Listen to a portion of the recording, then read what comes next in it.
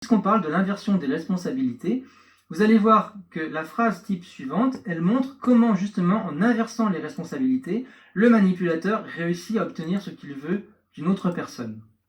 Cette phrase suivante est celle-ci: je souffre à cause de toi. Alors vous voyez, à travers cette phrase, le manipulateur nous culpabilise si on ne fait pas ce qu'il attend de nous. Prenons un exemple concret. Si le manipulateur se comporte mal avec nous et qu'on décide de le quitter, alors il nous reproche de le faire souffrir en partant, en le quittant. Alors que dans les faits, en fait, il faut bien se rappeler que c'est d'abord lui qui nous a fait souffrir à travers la relation qu'on a eue avec lui, à travers tout le mal qu'il nous a fait. Et on ne le quitterait pas s'il ne nous faisait pas ainsi souffrir et s'il ne risquait pas de nous faire encore souffrir autant, voire davantage, au cours des jours, des semaines, des mois, des années à venir.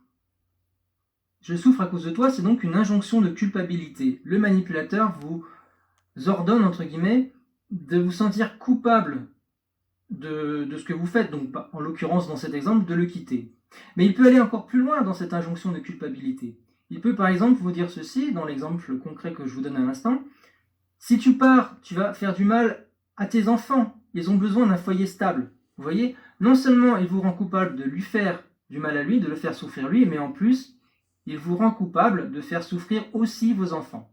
Donc il va vraiment loin dans l'injonction de culpabilité. Alors que, ne l'oublions pas, à la base, c'est quand même lui le problème. Et cette injonction de culpabilité, elle marche d'autant mieux que certaines personnes ressentent le besoin de sauver les autres. Parce que le fait de sauver les autres, ça permet à ces gens-là de se sentir valorisés, de se sentir utiles. Ces personnes-là ont l'impression d'être importantes. Elles ont alors l'impression de se sentir meilleures. Elles ont une meilleure estime d'elles-mêmes. Ce type de personne, et vous en faites peut-être partie, est particulièrement vulnérable à ce genre de manipulation, donc, parce qu'elles se sentent facilement responsables des autres, de ce qui arrive aux autres, et il est donc facile dans ce cas-là de les culpabiliser par rapport à ce que vit une autre personne.